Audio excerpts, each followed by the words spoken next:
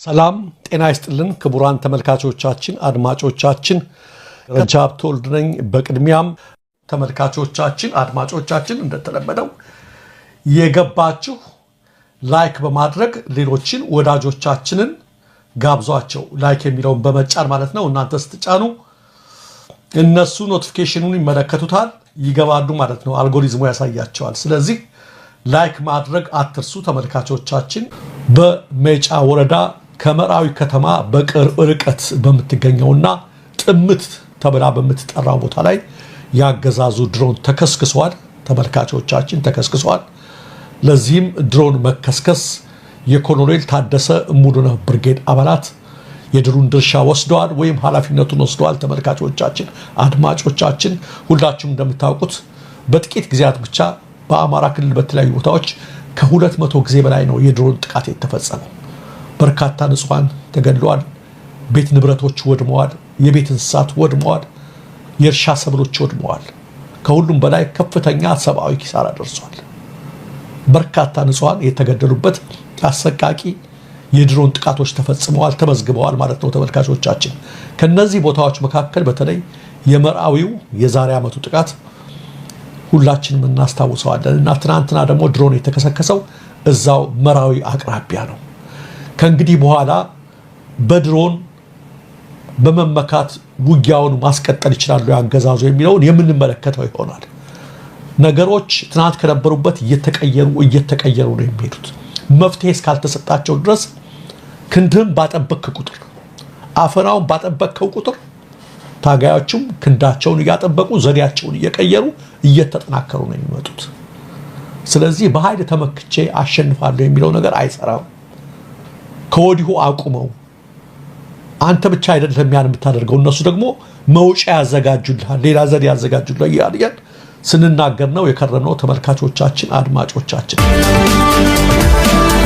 ከሱ በላይ በትናንትናው ዕለት ደግሞ አስፈሪው መረጃ ላገዛዙ ማለት ነው የደረሰው የሱዳን ጦር በኢትዮጵያ ምዕራብ ድንበር አቅራቢያ የከፈተው መጠነ ሰፊ ጥቃት ነው። እንደምትመለከቱት በከባድ መሳሪያና በሜካናይዝድ የታገዘ ጥቃት ነው የከፈተው የሱዳን ጦር። በአብይ የሚደገፉትን የአርኤስኤፍ ሚሊሻዎች እንዳይሆኑ አድርጎ ነው የተመቱት በትናንትናው ዕለት።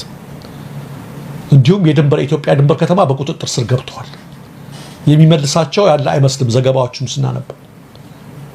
መጠነ ሰፊ በአብይ የሚደገፉት ኃይሎች በጣም ከባድ ኪሳራ ነው ያስተናገዱት። ቤኒሻንጉል ላይ ማሰልጠኛ ማዕከል የተከፈተላቸው የራፒድ ሰፖርት ፎርሱ ኃይሎች ማለት ነው የሐምዳን ዳጋሎ ኃይሎች። ይሄ በጣም አስደንግጧል ብዙዎችን። የአሁኑ መጠነ ሰፊ ጥቃት በጀነራል አልቡርሃን የሚመራ ሱዳን ጦር ሰሞኑን በኢትዮጵያና በደቡብ ሱዳን ድንበር የሚገኙ ከተሞችን መቆጣጠሩን ተከትሎ የተወሰደ ነው። ቀጣይ እርምጃ ነው። ሰሞኑንም ወስዷል። የኢትዮጵያን ድንበር ከተሞችና የደቡብ ሱዳን ድንበር ከተሞችን የሚያዋስኑትን ተቆጣጥሯል። የትናንትናው ቀጣይ ነው የተደረጉት። የጃንጃዊድ ሚሊሻዎች በጣም ከባድ ጉዳት ነው የደረሰባቸው። አንዳንዶችን ተከትሎ የነጻድቃንን ሐሳብ በማጋራት በተለይ የብልጽግና ሰዎች ትናንት በሱዳን ድንበር በኩል በኢትዮጵያ ድንበር በኩል የገባው ኃይል ህዋቶችም አሉበት፣ ህዋት በዛ በኩል እየገባ ነው የሚል ነገር እያሰራጩ ነው የሚገኙት። እስካሁን ከህዋት በኩል የተሰጠ መግለጫ የለም። እነ ጀነራል ጻድቃን ግን ከዚህ ኃይል ጋር የህዋት ኃይሎችም አሉ ወደ ኢትዮጵያ እየገቡ ነው የሚል ነገር በማሰራጨታቸው በአገዛዙ በኩል ከፍ ያለ ድንጋጤ የተፈጠረ ይመስላል። በሱዳን በኩል ያለው ጥቃት ከፍተኛ ነው፣ ጦሩም ከፍተኛ ነው፣ በሜካናይዝድ ደረጃ የታጠቀ ነው። ሌሎች በርካታ የውጭ መገናኛ ብዙሃንም እየዘገቡት ነው የሚገኙት ተመልካቾቻችን። እንግዲህ ይህን ተከትሎ ነው የጀነራል ወይም የፊልድ ማርሻል ብርሃኑ ጁላ ንግግርን የምናስከትለው። ስርዓተ አልበኝነት የነገሰበት፣ ሰላምና ልማት የጠፋበት፣ ዳር ድንበር መከላከል የማይቻልባት አገር ሉዓላዊነቷን ያጣች፣ እርስ በርሱ የሚተላለቅ የውጭ ጠላት እንደፈለገ ገብቶ ዜጎቿን የሚያጨርስበት የሞት የመከራና የሰቆቃ አገር እንደሆነች መወሰድ ይገባዋል። ምንም አልተሳሳቱም ፊልድ ማርሻሉ። ይህም በማለታቸው ምንም አልተሳሳቱም። ግን አንድ ጥያቄ እንጠይቃቸው። በማን ምክንያት እንደዚህ ሆነች? በርግጥ ስርዓት አልበኛ ሆነ አደቻላችሁ ስርዓት አልበኝነት ወንጀል የተስፋፋበት እገታ የተስፋፋበት አሏሽ ድንበር መከላከል የማይቻልበት ትክክል የሱዳን ጦር ሌሎችም ሀገር ጦሮች እየገቡ የደቡብ ሱዳን ጭምር በጋምቤላ እየገቡ ጥቃት የሚፈጽሙበት ሉዓላዊነቷን ተነጥቃለች እንዳሉትም የሞትና የሰቆቃ ሀገር ሆናለች ሌላው ቀርቶ የውጭ ጠላት እንደፈለገ ገብቶ ይፈነጭባት ብለዋል ማን ነው ይህን ያስደረገውስ ማን ነው እንደፈለገ ባጋችን ላይ እንዲሆን ያስደረገው ማን ነው ለዚህ ሁሉ ተጠያቂው ማን ነው የሚሉን ነው ሙዛዜው ትክክል ነው ኢትዮጵያን በደንብ ገልጸውታል ሰሞኑን ጀነራሎቻችን እየተናገሩ ነው እና ለምሸት ደግፊም ሰራዊታችን ደክሟል በደርግ ጊዜ ካጣነው ሀብት ይልቅ በ5 ዓመት የጠፋው ሀብትና የሰው ንብረት ይበልጣል ብለው እውነቱን ቅጭ አድርገው ተናግረውታል ወደ ኑዛዜ እየመጡ እና ፊልድ ማርሻሉ ያልመለሱት ጥያቄ ማን ነው ተጠያቂው የሚለው ነው ኢትዮጵያን በዚህ ደረጃ ስርዓት አልበኛ እንድትሆን ወንጀለኞች እንዲፈነጩባት ሁሉም እንዲደፍራት ያደረገው ማን ነው የሚለውን መልሱ ልክ ጀነራል አለምሸት እንደጠየቅናቸው ተመካከሩ አጠገባቸው ያለውን ሰው ይጠይቁት በዚህ ደረጃ ለድሮም ስርዓት አገልግለናል በዛም ስርዓት አገልግለናል በአንተ ደረጃ እንደዚህ ኢትዮጵያ ሆኖ አናውቅም ብላችሁ ጠይቁት አጠገባቸው ያለውን ሰው የሆነው መልሳችን ሌላው ተመልካቾቻችን ከመተሃራ አዋሽ መስመር ላይ የሚገኘው ድልድይ እንደምታዩት ተደርምሷል ከመተሃራ ወደ አዋሽ በሚወስደው መንገድ ላይ በአዋሽ ወንዝ ላይ የተገነባው ድልድይ ትናንት ሰኔ 26 ቀን 2018 ዓ.ም ነው የተደረመሰው አደጋው የተከሰተው አንድ የጭነት ሲኖትራክ መኪና በድልድዩ ላይ የተሻገረ በነበረበት ወቅት ሲሆን በደረሰው የመደርመስ አደጋ ሳቢያ ከፍተኛ የንብረትና የሰው አካል ጉዳት ደርሷል የሶስት ሰዎች ሁኔታ እስካሁን የደረሱበት አልታወቀም ተብሏል 3 ሰዎች 8 ሰዎች ላይ ቀላልና ከባድ የአካል ጉዳት የደረሰባቸው ሲሆን በአስቸኳይ ወደ ሕክምና ተቋም ተወስደው የሕክምና እርዳታ እየተደረገላቸው ይገኛል ሌላው ያለምንም ተለዋጭ ማረፊያ መስኪኖችን ከነቤተሰቦቻቸው እያወጡ ሜዳ ላይ መበተኑ አሁንም ቀጥሏል ድህነትን ሳይሆን ድሆችን በሚጠላው አገዛዝ መስኪኖች ለዘመናት ከኖሩበት ቤት አውጥቶ ለልመና እየዳረጋቸው ይገኛል ለልመና ከውጭ ደርሰው ሲመለሱ ከነቤተሰቦቻቸው ቤታቸውን ያጡት ፈርሶባቸው ያገኙት እናት ምን ይላሉ ባጭሩ እንስማቸው ሰው ወገን ደርሶ እህል በሚያጎርሱኝ ምንም ነገር የሌለኝ ሴትዮ መጫወቻ ነው ያደረጉኝ የኢትዮጵያ ሕዝብ ለእናንተና ለእግዚአብሔር ይታያል አቤት እያልኩኝ ነው መልሁ ይልሂድ እቃን ራሴት እንዳገቡኝ አላቅም ምን ውስጥ እንዳለ ይሄን ጎረቤቶቼ ሰብስቦን እኔንም እዚህ አንጥቶ ይጣሉኝ እባካችሁ እርዱኝ ኑልኝ ድረሱልኝ ወገን ድረሱልኝ ወገን ለወገን ይደርሳል በሳውዲ አረቢያ እስር ቤቶች ውስጥ 200 ያህል ኢትዮጵያን የሞት ፍርዳቸውን እየተጠባበቁ እንደሚገኙ ሚድልስት አይ ጋዜጣ ዘግቧል በአገሪቱ እስር ቤት የሚገኙ ኢትዮጵያን ፍልሰተኞች በአረበኛ የተጻፈ ሰነድ እንዲፈርሙ በፖሊስ እንደሚገደዱ በሚስጥር ያነጋገራቸው ኢትዮጵያ እንደገለጡለት ነው ዘገባው ያመለከተው ካሚስ ሙሻይት በተባለው እስር ቤት ውስጥ ብቻ 58 ኢትዮጵያን ስደተኞች እንደታሰሩ ታሳሪዎች ተናግረዋል ባለፈው ሚያዚያ የሞት ቅጣት የተፈጸመባቸውን ከትግራይ ክልል የሄዱ 3 ኢትዮጵያን ፍርደኞች ስም የዜና ምንጩ በዘገባው አካቷል ተመልካቾቻችን አድማጮቻችን የሰዓቱ አጫጭር መረጃዎች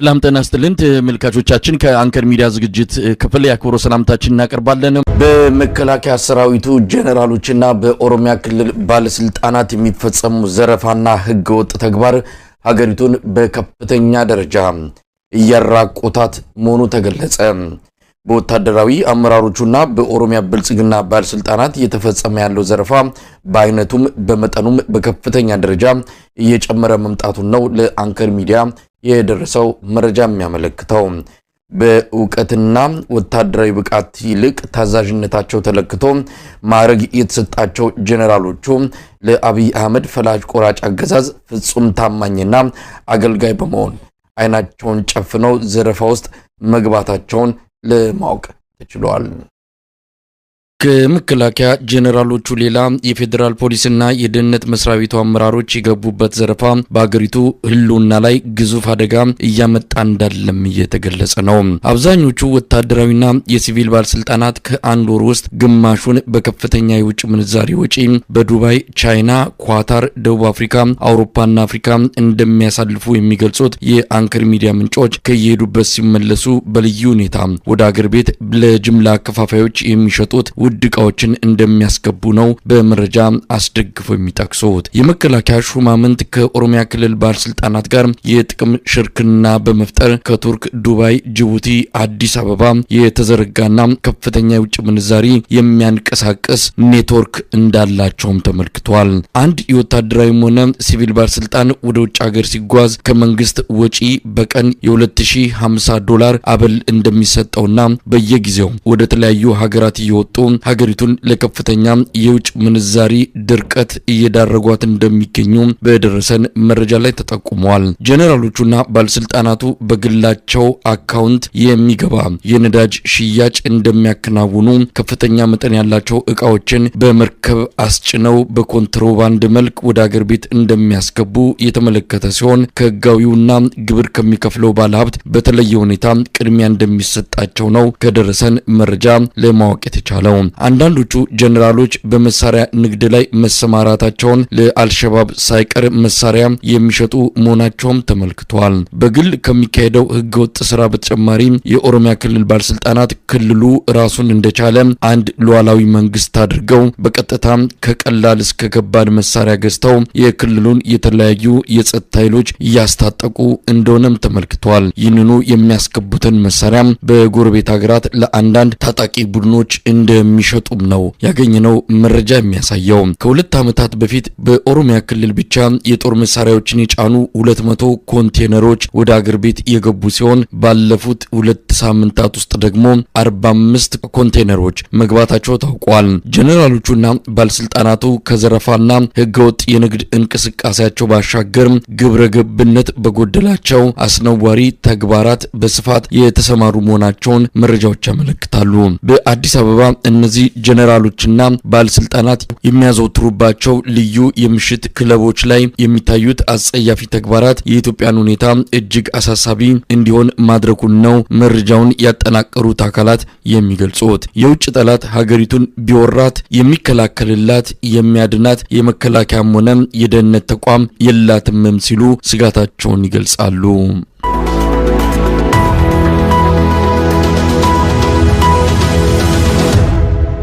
በአማራ ክልል በተለያዩ አካባቢዎች የህልውና ተጋድሎ ተጠናክሮ በመካሄድ ላይ ነው። በማዕከላዊ ጎንደር ሰሞኑን በተካሄደና ለቀናት በዘለቀ ውጊያ በአገዛዙ ሰራዊት ላይ ከፍተኛ ኪሳራ መድረሱን የቀጠናው የፋኖ አመራር አባል ለአንከር ሚዲያ ገልጸዋል። የአብይ አህመድ ሰራዊት የከፈተውን ጥቃት ለመከላከል በፋኖ ኃይሎች በተወሰደ የመልሶ ማጥቃት እርምጃ ነው በደንቢያ አካባቢ የተጠናከረ ውጊያ የተካሄደው። የአካባቢው የፋኖ ኃይል አመራር አባል ፋኖ አማረ ለአንከር ሚዲያ እንደገለጸው በሰሞኑ ውጊያ በርካታ የአገዛዙ ሰራዊት አባላት ሙት፣ ቁስለኛና ሙርኮ ሆነዋል። የቡድን መሳሪያዎችን ጨምሮ የተለያዩ ትጥቆች በፋኖ እጅ ገብተዋል። ህዝቡ ሆ ብሎ ተነስቷል። የአገዛዙ ሰራዊት እየተፋለመ ያለው መላው የአማራ ህዝብ ነው ይላል ፋኖ አማረ።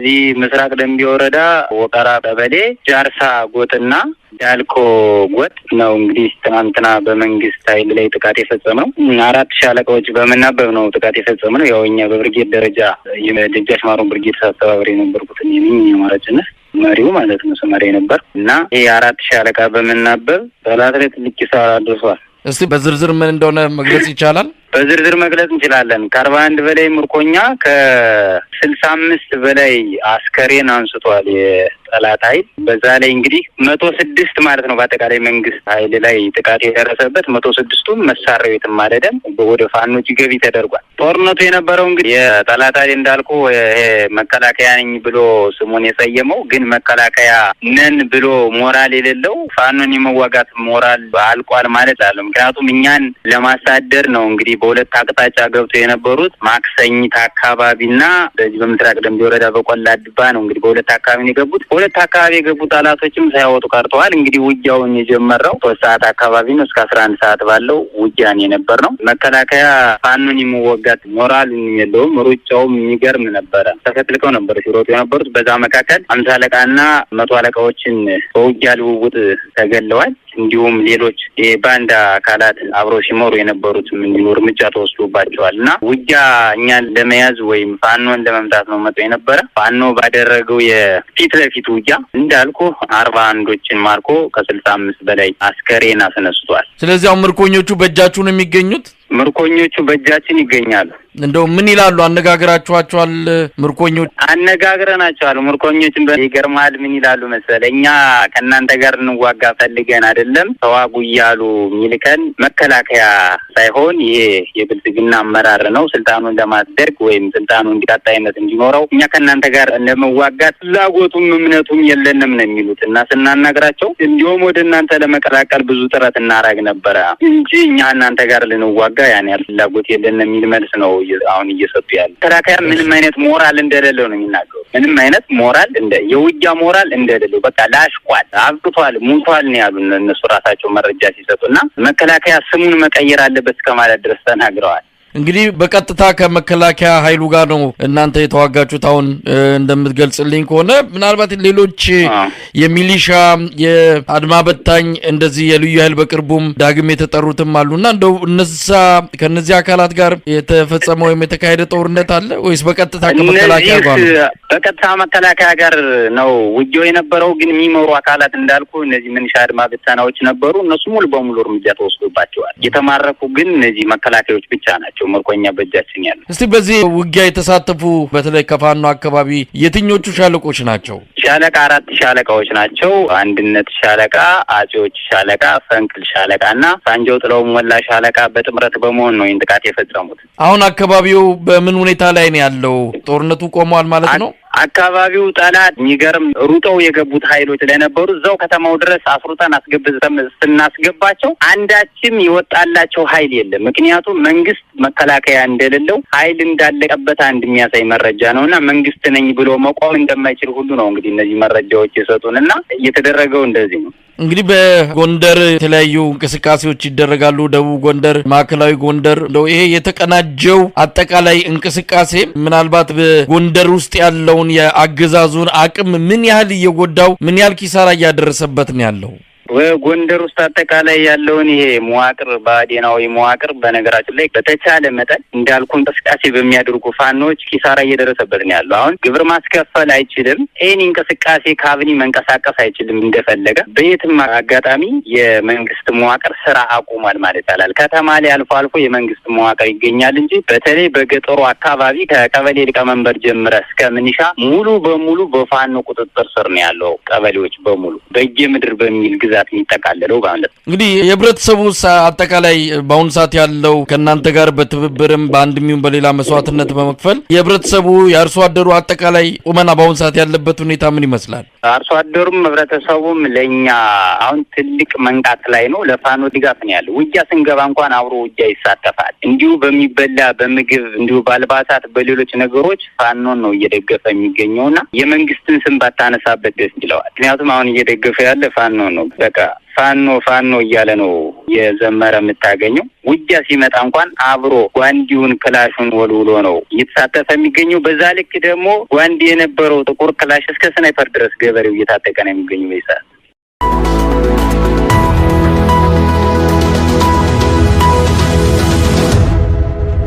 በተመሳሳይ በደቡብ ጎንደር ሳምንቱን በዘለቀው ውጊያ ከፍተኛ ድል መመዝገቡ ተገለጸ። ጋይንት ንፋስ መውጫ በአገዛዙ ሰራዊት ከፍተኛ ኪሳራ መድረሱን ያገኘነው መረጃ ያመለክታል። የአብይ አህመድ አገዛዝ ለመከላከያ ሰራዊቱ ጥርጊያ መንገድ እንዲከፍቱ የሚልካቸው የሚሊሻና የአድማ በታኝ አባላት ላይ የደረሰው ጉዳት ከፍተኛ ነው ያሉን የጉና ክፍለ ጦር የጋይንት ቀጠና አመራር ሻለቃ ከፍ ያለው በአገዛዙ መከላከያ ሰራዊት ላይም እንዲሁ ትልቅ ኪሳራ አድርሰንበታል ብለዋል። በአገዛዙ ባለስልጣናት እየቀረበ ያለውና ፋኖን ከዘረፋና ህዝብ አገልግሎት ተቋማትን ከማውደም ጋር ተያይዞ የሚቀርበውን ክስ ሻለቃ ከፍያለው በማጣጣል በሞራል የበላይነት የፋኖ ጉዞ ቀጥሏል ሲሉ ይናገራሉ።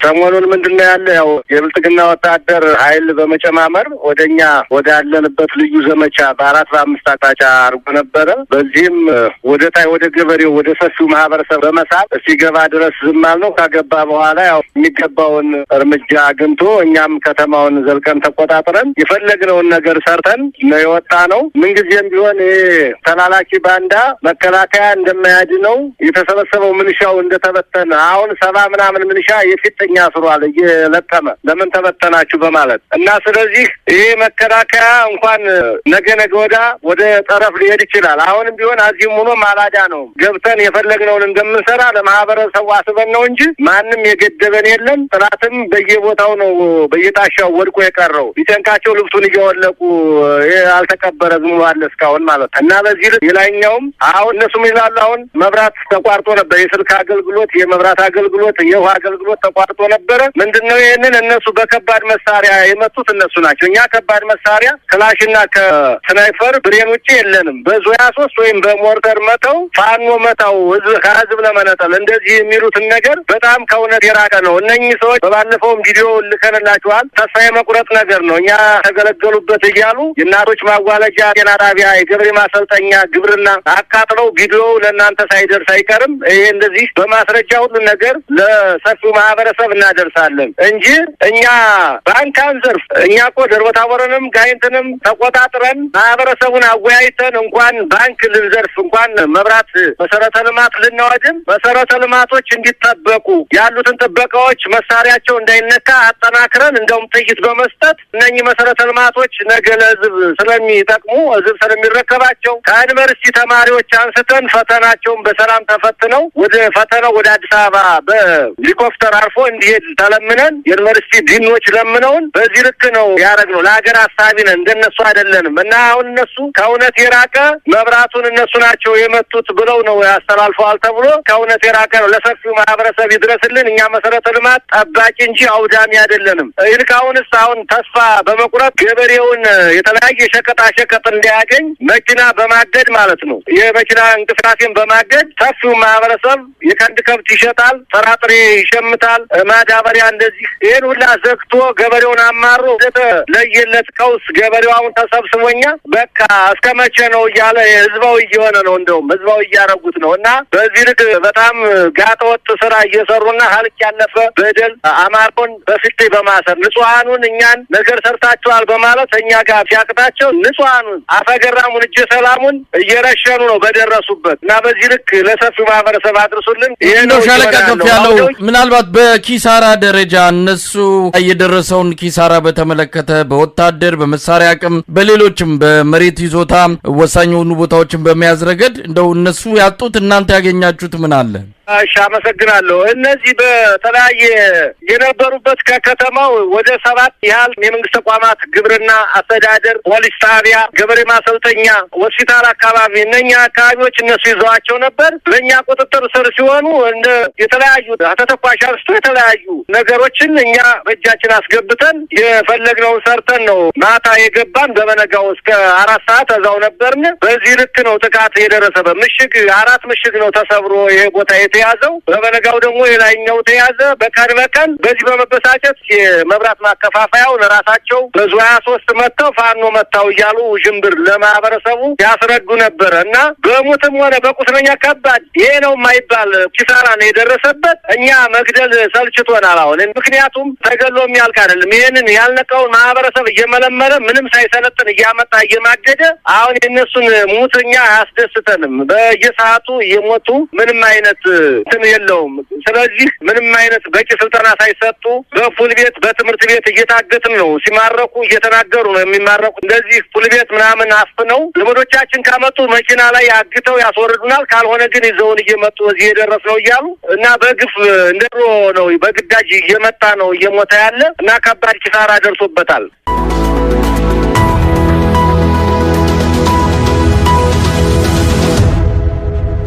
በኦሮሚያ ብልጽግና የተሰየመው የአማራ ክልል ምስለኔ አስተዳደር በፋኖ ኃይሎች መሰረተ ልማት እየወደሙ ነው ሲል ገለጸ።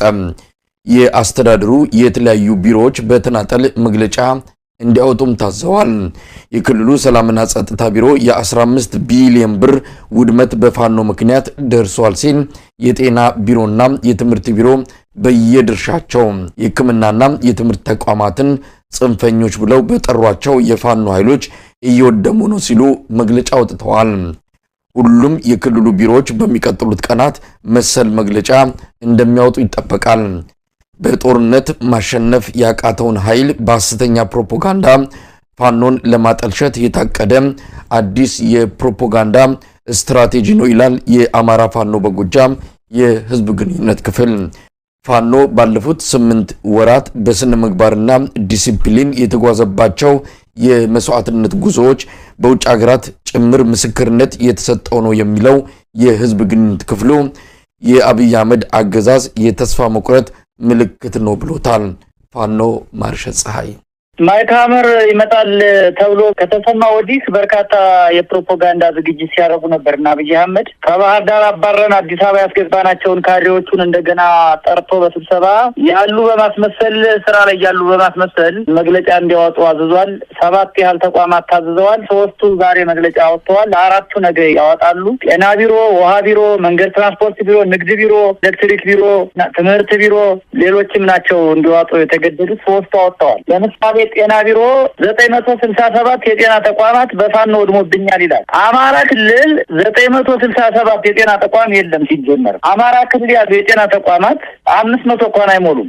189 ወረዳ ነው ያለው። ከ189 ወረዳ ውስጥ 3 እንኳን ቢኖር የሌለውን እንኳን ቢኖር እንኳን 900 አይሞላም፣ 800ም አይሞላም። ፋኖ ዓለም አቀፍ የጦር ሕግ ጠብቆ ነው የሚዋጋው። መሰረተ ልማት ሳያወድም ንጹሃንን ሳይገድል ሀብት ሳይዘርፍ ነው የሚዋጋው። ይሄንን እኛም እናውቃለን፣ እነሱም ያውቃሉ፣ ዓለም አቀፍ ማህበረሰብ ያውቃል። በዚያ ደረጃ ነው የኛ እንቅስቃሴ። ይሄንን ለመቀልበስ ግን ኃይላቸው እንደበተነው ሲያውቁ፣ መሳሪያቸው እንደያዝንባቸው ሲያውቁ፣ በየአካባቢው እየገቡ መውጣት ሲያቅታቸው እርቃር ውስጥ እንደገቡ ሲያውቁት በፕሮፓጋንዳ ፋኖን የመወንጀል ነው። ይሄ ወንጀላ ወደፊት ፋኖ እና አብይ አህመድ በሲቪሊያን ጭፍጨፋ፣ በመሰረተ ልማት ውድመት፣ በተለያዩ የጦር ወንጀሎች፣ የሰብአዊ ድርጊቶች ዘይግ እንደሚያቆመው ይታወቃል። ቀድሞ ከማይረባ ጉልበት ልባር ጉሊ ማለት አይነት ክስ ነው እየከሰሱ ያሉት። ቀሪዎቹ 4 መግለጫዎች ነገ ይወጣሉ። ደግሞ እንግዲህ የሚሉትን እናያለን። ምናልባት ማርሸት ይሄ ክስ በተለያየ መልኩ ነው የቀረበው። አንድም ከዚህ ከማዳበሪያ ጋር በተያያዘ የማዳበሪያ ለገበሬው እንዳይደርስ በማድረግ ከፍተኛ ችግር እየፈጠሩ ነው በሚልም ተከሳቸዋል። እንደዚሁም በጤና ቢሮም ሆነ በትምህርት ቢሮ የተከሰሳችሁት የጤና ተቋማትን በማውደም ትምህርት ተቋማትን በማውደም የሚል ነው። ምናልባት በጦር ሜዳ ያላገኙትን ድል በፕሮፓጋንዳው እናገኛለን ከህዝብ ልብ ውስጥ እናንተን ለማስወጣት የሚደረግ ጥረት አካል ነው ማለት እንችላለን። አዎ እንደዚህ ነው። ፋኖና ህዝብ የተለያየ መስለው ነው የሚያዩት እነሱ። ፋኖና ህዝብ የተለያየ ነው ይመስላቸው። ፋኖ ማለት ህዝብ ማለት ፋኖ መሆኑን አይረዱም። ቢያውቁ ማመን አይፈልጉም። ከዚህ በፊት ቅጥረኛ ፋኖ ገንዘብ በጠመንጃ አሳቀው ኬላ በመጣል በስርቆት አሰማርተው ነበረ። እሱን አገዳገደውን ብለን ነው ህግ አስከበረን ያስተካከል ነው። መብራት አቋርጠው አንድ ቀን በከባድ መሳሪያ መጥተው እሱን ቶሎ ብለን ሰራንባቸው። ወደፊት ደግሞ የማዳበሪያ መካዘኖችን ለማቃጠል ድልድዮች ለመስበር ተዘጋጅተዋል። ይሄን እኛ እናውቃለን። የእህል መካዘኖችን ለማቃጠል ለመዝረፍ ተዘጋጅተዋል። እኛ እናውቃለን። እግር በእግር እየተከታተልናቸው ነው እያንዳንዱ እንቅስቃሴያቸውን። ይሄኛው ውንጀላ እንግዲህ ፍጹም ሀሰት ለመሆኑ በርካታ ሚዛናዊ ማሳያዎችን መግለጽ ይቻላል። 967 የጤና ተቋም በሌለበት ክልል ውስጥ 967 የጤና ተቋም ወድሟል ማለት ይሄ ስርዓቱ ከውስጡ የመነጨ ከራሱ ከስርዓቱ ሪዮት ዓለም የተቀዳ ውሸት የተቀዳ ሐሰተኛ ውንጀላ መሆኑን ያረጋግጣል። አሁን ውሃ ከባህር ዳር ከተማ አማራ ክልል ትልቁ ከተሞች እነ ባህር ዳር፣ ጎንደር፣ ደሴ ናቸው። እነ ደብረ ብርሃን ናቸው። ውሃ ትቦ ተዘርግቶ ውሃ የማይፈስባቸው ከተሞች ናቸው። ህዝቡ በውሃ የሚሰቃይበት ከተማ ነው። የገጠሩ ማህበረሰብ ማለት ደግሞ ከምንጭ ከኩሬና ከወንዝ የሚጠቀም ማህበረሰብ ነው። ድሃ ማህበረሰብ ነው። እኛ ማህበረሰብ እኛ ወንዝ አላገድን፣ ጣናን አላደረቅ ነው፣ አባይን አልገደብ ነው፣ ቦርከናን አላገድ ነው፣ አላስቆም ነው፣ ተከዘኝ የተሰሰ ነው። አወደሙብን። ኢኔሰንስ ፋኖን የሚወነጅሉበት ሲያጡ ለዓለም አቀፉ ማህበረሰብ ፋኖ እንደዚህ አድርጎናል የሚል ሐሰተኛ ወንጀላ የሚያቀርቡት ይሄ ነው። ከዚህ የዘለለ የላቸውም። እንግዲህ ምናልባት በሌሎች አካላትም ነገ ከነገ ወዲያ ተጨማሪ መግለጫዎች እንደሚሰጡ ነው መረጃዎችም የሚያመለክቱት። ኢትዮጵያ ሕዝብ ይህንን በተመለከተ ማለት የምትችሉት ነገር ካለ? የኛ ታርጌት የጦርነታችንን ግብ ሂደትን መዳረሻው እናውቀዋለን። እንዴት ማጥቃት እንዳለብን እናውቃለን። የኢትዮጵያ ሕዝብ እውነቱን ያውቃል። ፋኖ አማራ ክልል ውስጥ ምን እየሰራ እንደሆነ መላው ኢትዮጵያዊ ከኢትዮጵያ አልፎ አማርኛ ቋንቋ የማይናገር ፈረንጅ ሁሉ ያውቃል። የኢትዮጵያ የአማራን የፋኖን ትግል እኛም መላው ኢትዮጵያዊ እንደሚደግፈን ነው የምናውቀው። ምክንያቱም ልጆችን አስከድተን በክብር በአውሮፕላን ሸኝተን፣ ልጆቻቸውን ማርከን በክብር ልብስ አለብሰን መታወቂያ ሰርተን ሸኝተን፣ አስተምረን ገስጠን፣ መሳሪያ ሲያመጡ ባጃጅ መግዣ ሞተር መግዣ የሚሆን የንግድ መጀመሪያ የሚሆን ገንዘብ ሰጥተን ነው የምንሰዳቸው። ከጫፍ እስከ ጫፍ መላው ኢትዮጵያውያን አብይ ያሰራቸው ትግራይ ጀነራሎች በክብር አስፈትተን መስዋዕትነት ከፍለን ልጆቻችንን ሰውተን ወደ ትግራይ ሸኝተን፣ መብራት አጠፉብን፣ መንገድ ዘጉብን፣ ጤና ጣቢያ ምናምን የሚል ተራ አንተ ውንጀላ የሚጠለበት አለ። የኛ ትግል ዓላማ ያለው ትግል ነው። ዓላማችን ይቀጥላል ከመጨረሻ።